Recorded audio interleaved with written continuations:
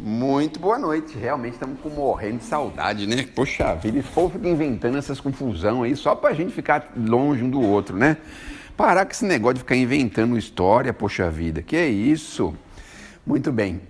Falar do Evangelho no Lar. Acho que você já deve ter ouvido falar, é uma coisa muito recorrente na casa espírita e é muito importante nós criarmos o hábito. Para criar um hábito é preciso fazer pelo menos umas 20 vezes. Então, para fazer 20 vezes o Evangelho no Lar em casa, nós vamos levar mais ou menos 6 meses para isso. Então, nós temos um compromisso por 6 meses, mais ou menos, para criar o hábito. E para que nós precisamos desse hábito? Nós precisamos do Evangelho porque nós precisamos começar a aproximar os nossos benfeitores amigos do nosso lar, abrir a porta para eles. Porque, ao contrário do que a gente imagina, os benfeitores só entram em casa se convidados. É a mesma coisa de uma pessoa educada, que vai na nossa casa quando é convidado e quando a gente pede para eles entrarem, pede para eles ficarem com a gente, não é? Então, os deseducados, os que não têm educação, aí eles entram de qualquer jeito, em qualquer lugar, de qualquer forma, então não estão ao nosso arbítrio, eles entram por vontade própria. E se a gente deixa isso aberto, escancarado, aí eles entram e saem a hora que quiserem da nossa casa. Bom, a ideia do Evangelho no Lar basicamente é essa, é que a gente vá devagarzinho criando esse hábito para conversar de coisas edificantes dentro da nossa casa. Então é provável que alguns de vocês aqui convivam com uma família, como é o meu caso, né? Que eu ainda tenho em casa filhos, tenho uma cunhadinha especial e tudo, e precisamos de vez em quando sentarmos e conversarmos em torno de assuntos edificantes, porque hoje todo mundo há de concordar comigo, nós temos muitas coisas que nos seduzem dentro de casa. Então nós temos aparelhos eletrônicos, não é? Nós temos hoje aí uma gama imensa de coisas que a gente pode fazer na cozinha, em outros lugares. Nós temos uma gama imensa de possibilidades que nós podemos usar no momento que estamos em casa. Mas o Evangelho significa para a gente sentar alguns minutinhos e conversarmos assuntos edificantes. Então essa é a primeira providência que nós precisamos tomar. Como é que a gente faz isso? A gente primeiro precisa estabelecer uma disciplina. Esses dias eu falei sobre disciplina com um grupo de amigos, aliás, escutei, né? E aí eles estavam falando assim, por exemplo, quando a gente tem disciplina do nosso dinheiro, por exemplo, a gente pensa assim, eu vou saber o que eu estou gastando e o que eu estou ganhando. A gente faz lá uma listinha do que ganhou e do que gastou. Aí a gente tem certeza se nós estamos ganhando mais do que gastamos ou se estamos gastando mais do que ganhamos. Nós temos essa certeza. Porque se a gente não fizer essa relaçãozinha, esse relatóriozinho, a gente nunca vai saber. Tem pessoas, inclusive, que começam a fazer essa verificação e começam a especificar, despesas da casa, alimentação, aí vem água, vem luz, vem condomínio, vem outras coisas, brinquedos, ou vem roupas, ou utensílios, aí especifica gasolina, gastos com o automóvel, vai especificando, aí a gente tem lá embaixo uma quantia total, a gente pensa assim, meu Deus do céu, este mês eu gastei mais do que eu ganhei. E não é muito incomum disso acontecer, é muito comum. Mas as pessoas que não têm essa disciplina, elas acabam vivendo assim e depois chegam no momento onde estão lá com as contas embaraçadas e não sabem por quê. Então, isso significa para a gente disciplina. Então, trazer um pouco de disciplina para casa sempre é muito saudável. A disciplina do Evangelho precisa ser de que forma? Precisa ser com um dia e uma hora pré-determinada. Então vamos imaginar assim, bom, na minha casa eu sei que todo mundo está em casa tal dia e tal hora. Olha, sei lá, sábado, 10 horas da manhã, dificilmente alguém está fora de casa. Então vamos estabelecer, sábado às 10 horas da manhã nós vamos sentar aqui 5 minutos ou 10 minutos para conversarmos num assunto de necessidade. Vamos começar assim, né? Aí a gente vai, senta lá, chama todo mundo e conversa um assunto de necessidade.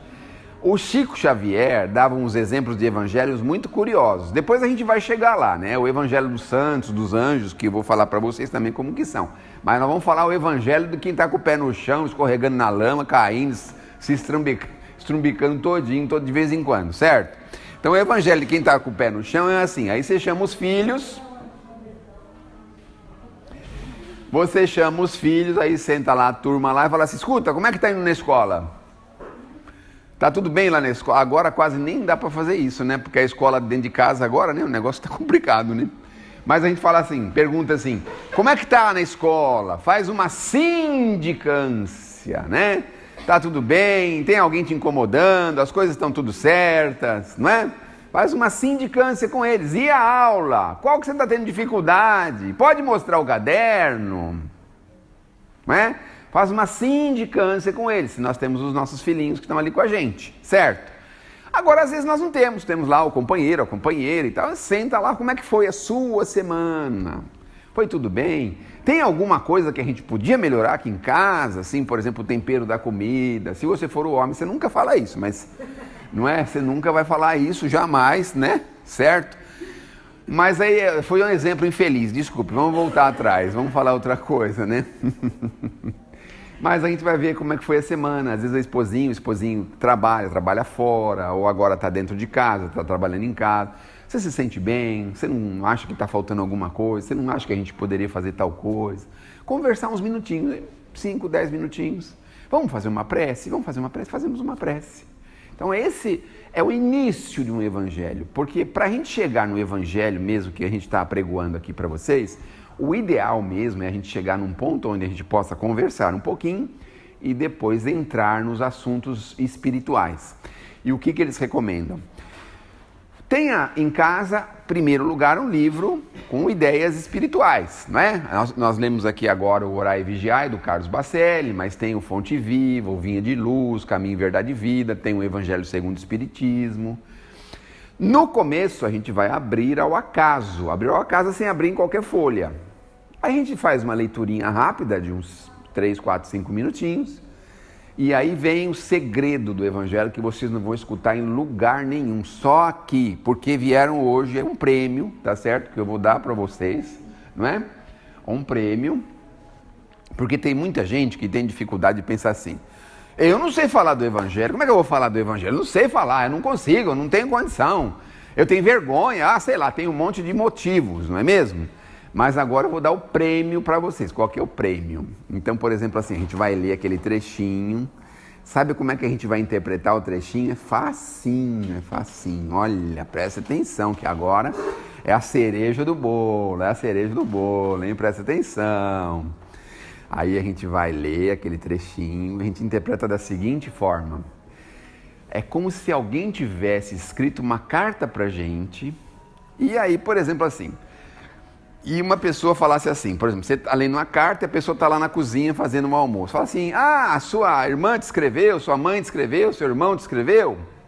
E o que é que ele está falando? Olha a cereja do bolo.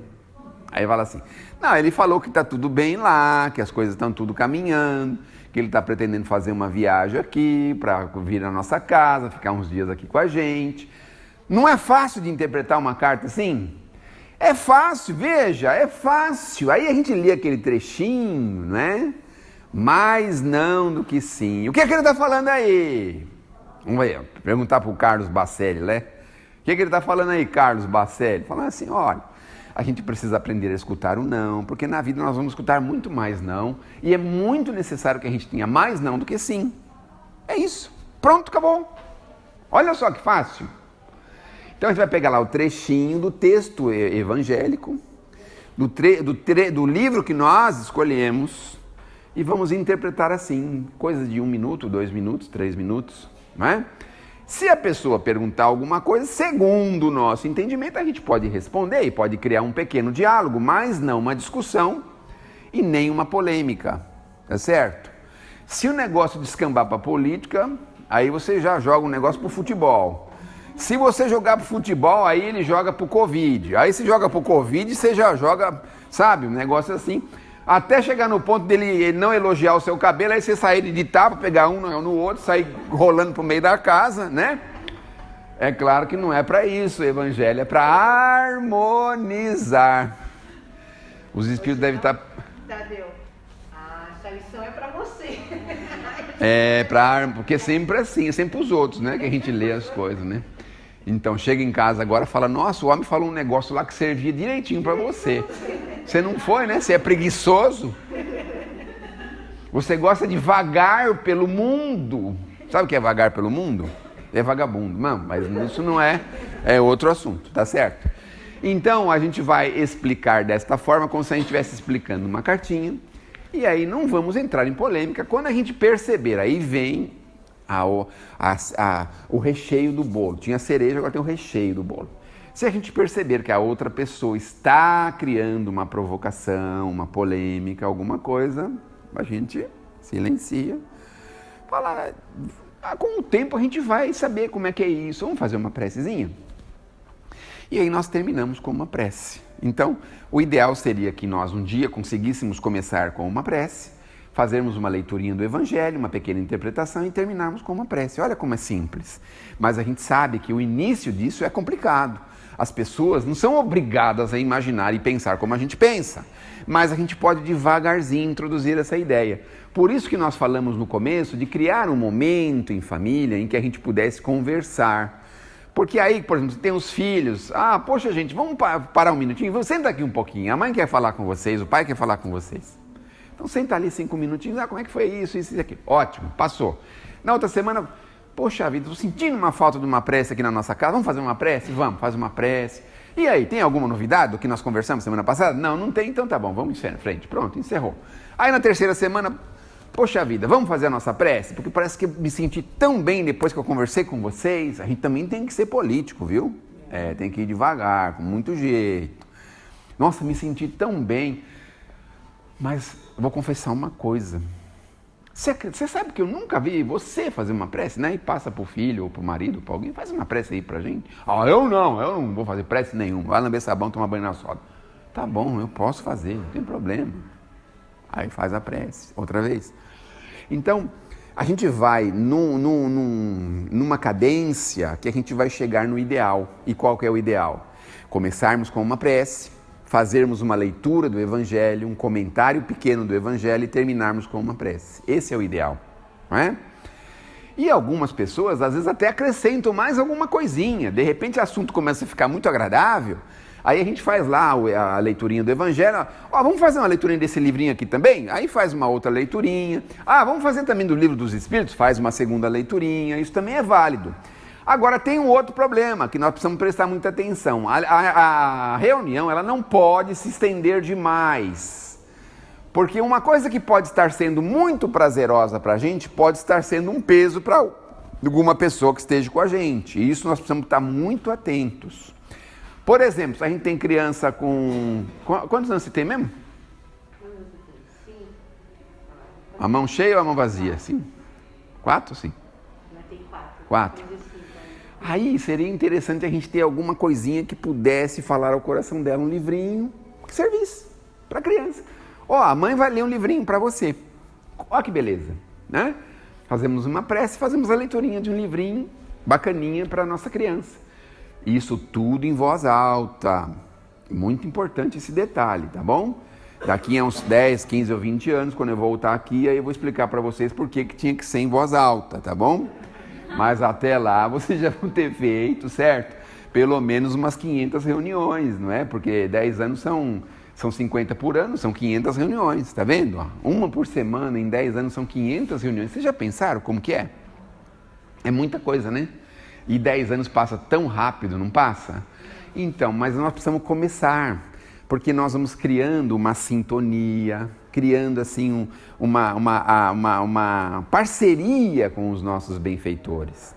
Existem algumas pessoas estudiosas que elas falam que as pessoas que praticam o Evangelho no lar, ela acaba criando em casa uma espécie de defesa. Olha que interessante. E olha o que é melhor agora a gente saber. As pessoas que perseveram no Evangelho, sempre, perseveram bastante. Além dessa defesa, muitas vezes, o lugar acaba sendo um lugar onde os benfeitores amigos trazem outros amigos para participarem com a gente. É muito interessante o Evangelho, a prática do Evangelho.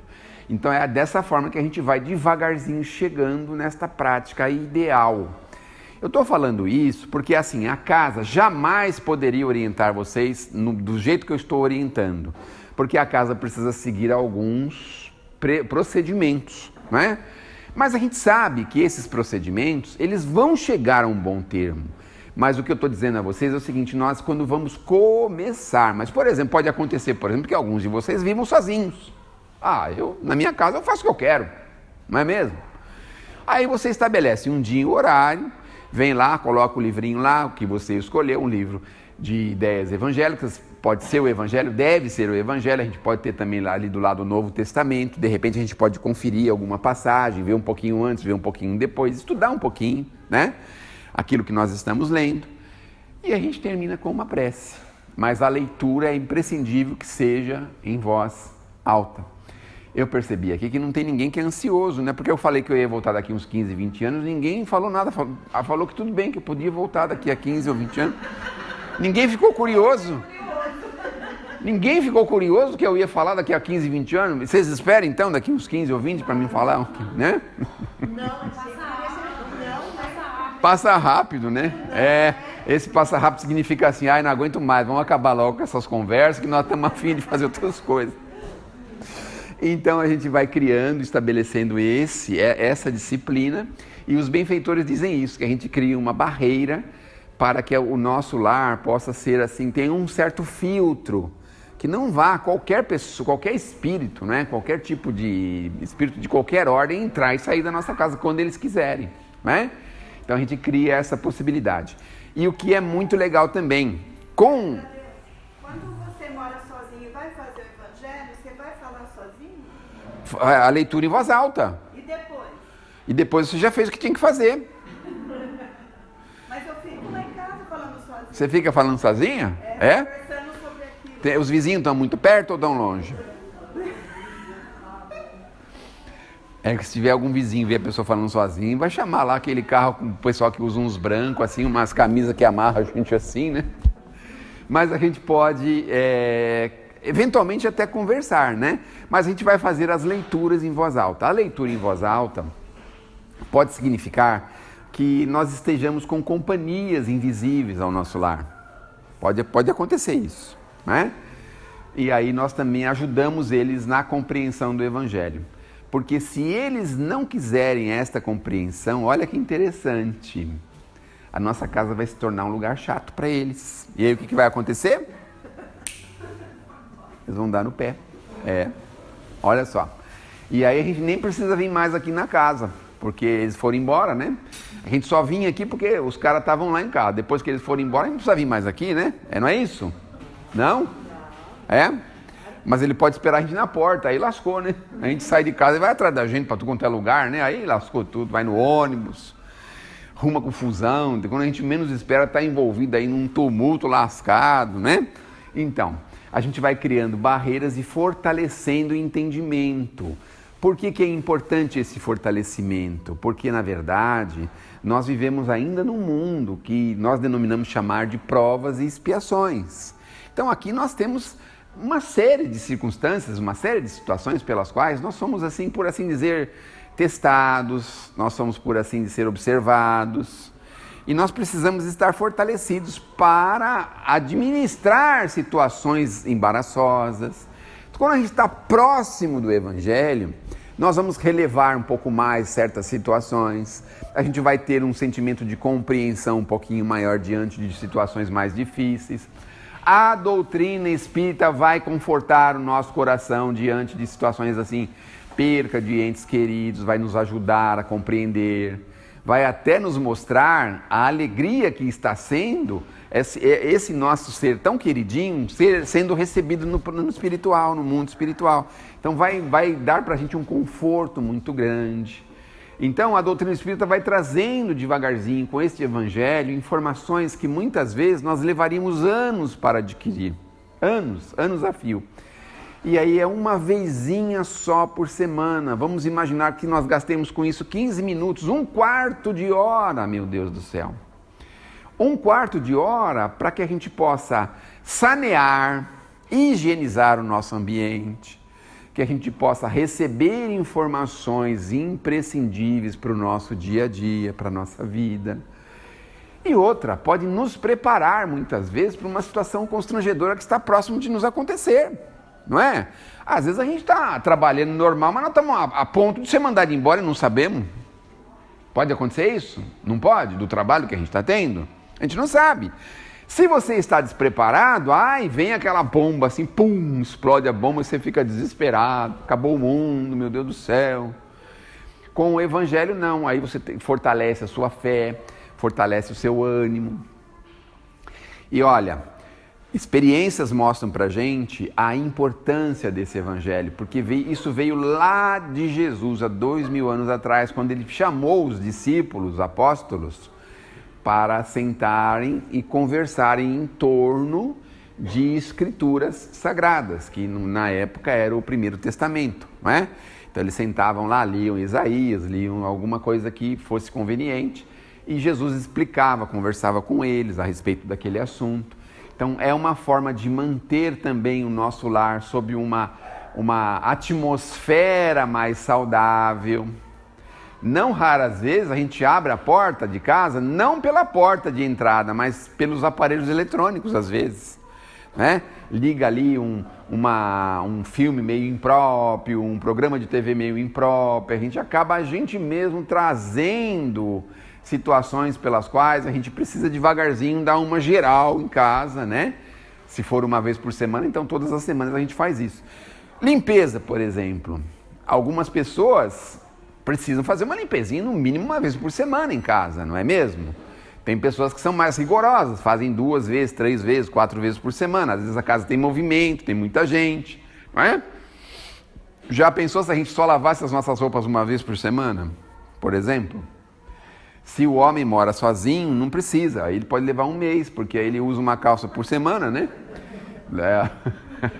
Uma camiseta por semana, né? E aí não tem problema, mas quando é a mulher, né? A mulher é mais rigorosa, veja, até nisso, né? As mulheres são mais rigorosas, né? Então elas gostam de ter as coisas cheirosinhas, limpinhas, em ordem, né? Então o evangelho também proporciona pra gente esse frescor, esse bem-estar. Então para isso e por outros motivos é que nós precisamos criar essa atmosfera e essa proximidade do evangelho. Vocês já ouviram falar que nós temos uma memória muito curta? Porque olha, tudo o que nós vamos ver do evangelho, nós já vimos isso muitas vezes, mas nós temos a memória curta. Por quê? Porque a gente não introspectou aquilo não fez muito significado para a gente, porque a gente não viu significado naquilo. O evangelho vai abrindo luzes, fala assim, nossa, meu Deus, eu nunca pensei a esse respeito. Meu Deus do céu, olha, vou dar um exemplo. Vamos imaginar que nós estamos lá fazendo o evangelho em casa. Agora vem o sabor do bolo. Hoje estamos fazendo um bolo, né? Já demos a cereja do bolo, a cobertura do bolo, agora o sabor do bolo, certo? Aí a gente abre o evangelho lá, certo? Tem um título lá chamado A Paciência. Olha só. Aí começa dizendo assim, na paciência. Esqueci de perguntar o nome dela. A senhora sabe? Não? Aí abre lá, está escrito a paciência. Aí ele diz assim, a dor é uma bênção. O quê? A dor é uma bênção? Aí você fala assim, não vou ler mais isso. Bom, mais um pouquinho. Que Deus envie aos seus eleitos. O quê? Quer dizer que quem sofre é eleito de Deus? Eu pensei que era o contrário. Quem tinha carro, navio, barco, casa na praia, sítio, churrasco toda semana. No entanto, o camarada que está sofrendo é um eleito de Deus. Eu nunca pensei nisso. Já pensaram nisso? A dor é uma bênção que Deus envia aos seus eleitos. Não vos aflijais, portanto, quando sofrerdes. Aí vem um consolo. Aí a gente olha pra gente e fala assim, sofrimento. Até parece que isso é sofrimento, que você olha para trás e você fala, misericórdia, como tem gente sofrendo. Aí você olha para frente, tem muita gente de bem, muita gente passando coisa boa. Mas se você olha para trás, tem tanta gente sofrendo. Isso é para dar um exemplo, né? De um textinho que a gente tem no Evangelho, de como isso pode nos favorecer, pode nos ajudar, que vai nos ajudar a entender, a pensar de forma mais ampla, não de forma egoística, não de forma assim de nós olharmos só para nós, é de forma mais ampla. E é isso que nós precisamos para termos uma vida um pouco melhor, com mais qualidade. Quando a gente consegue encontrar uma forma melhor de ver as coisas, mais assim, de uma forma mais ampla, mais abrangente, a gente começa a entender o porquê, as razões, os motivos, não é? Então aí a gente começa a viver melhor, as coisas começam a nos incomodar menos, olha que coisa boa, não é? Então, por exemplo, assim, você vai pegar o ônibus e o motorista não para, por exemplo. Aí você fala assim, que Deus te abençoe, Jesus te ilumine, vai com Deus, muita paz no seu coração. Deus abençoe o senhor, a sua família, principalmente a sua mãezinha, o seu papai, a sua irmã, os seus irmãos. Quem faz isso? Quem faz isso? Quem faz isso, Tadeu? Quem faz o evangelho no lar, ué. É. É no Brasil isso? Vocês não fazem, né? Já percebi, ó. Peguei em flagrante, ó. Peguei em flagrante as duas aí, ó.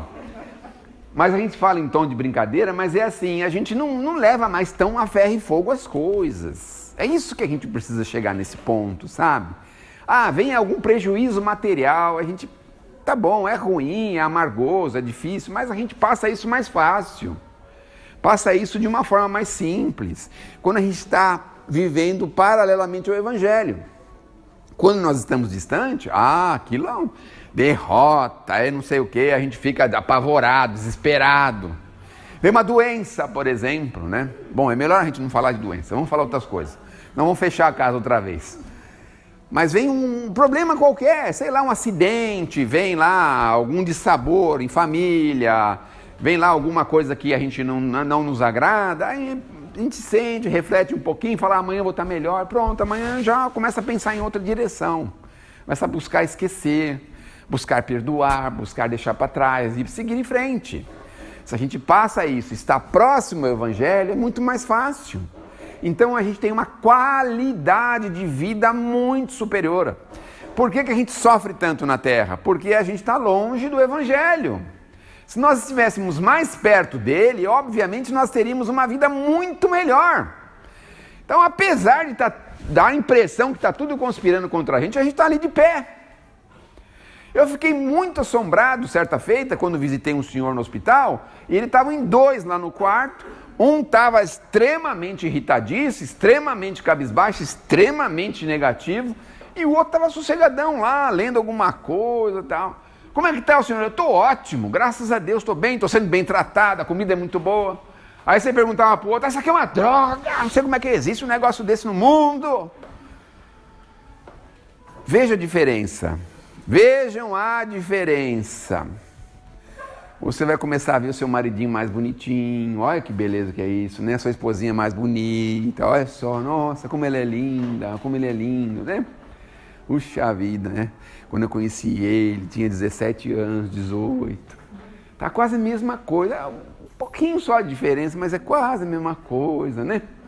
A gente vai olhar para ela também a mesma coisa. A gente vai olhar as pessoas não só com o olhar material, mas também com o olhar espiritual. Vai entrar dentro ali e vai ver quanto aquela pessoa progrediu, se desenvolveu, se melhorou.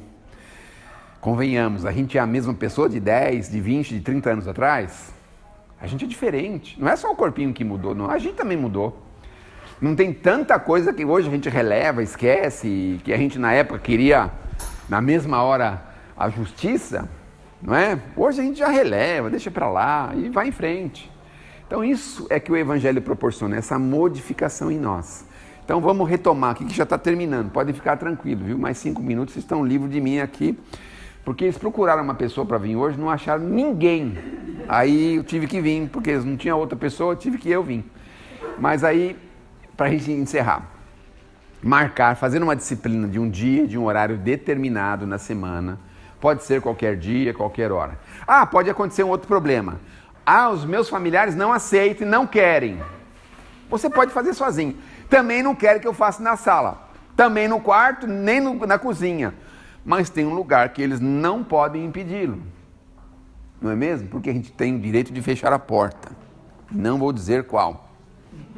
Aí você entra lá, fecha a porta. Todos esses lugares têm um lugar de fechar a porta, né? É um dos poucos, a não ser a porta de entrada da casa, esse talvez seja o único lugar, ou o guarda-roupa seja o único lugar que a gente tem uma chave que fecha, né? Aí você entra lá e fecha, sossegadão, Fica ali 5, 10 minutinhos, faz a sua prece, faz a sua leiturinha, certo? E tranquilo. Ótimo, maravilha. Se precisar ainda, você dá o sinal de que você estava realmente lá. Se não precisar, você não precisa deixar o sinal, certo? Se precisar dar um segundo sinal, que seria assim, sei lá, passar um álcool gel com perfume assim no ambiente, também, a gente também pode fazer isso, disfarçar, né? Mas a gente tem que ter o nosso espaço, isso é importante. A gente não pode obrigar ninguém a participar, isso não é muito bom, tá certo? É claro que com o tempo, devagarzinho, as pessoas vão se aproximando. Mas se você tem liberdade em casa e a pessoa tem amor por você, ela não vai se incomodar que você faça lá a sua prece 5, 10, 15 minutinhos no cantinho que você queira fazer. Agora, se o relacionamento está muito turbulento, aí você escolhe um lugarzinho reservado e faz a sua prece. Não deixa de fazer pela família, pelas pessoas que estão ali com você, convivendo. Ah, vem aquela outra pergunta assim, a gente pode fazer vibrações, que nem aqui na casa, a gente faz vibrações pelos doentes, pelas pessoas necessitadas, né?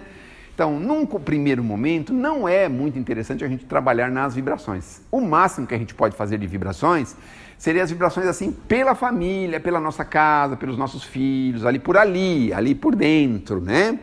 Com o tempo, a gente vai alçando voos maiores, mais altos, mas no começo, importante pensar naqueles que estão ali. Ah, tem um familiarzinho nosso que está lá doentadinho, está no hospital, vamos lembrar dele. Tudo bem, nesse caso, né?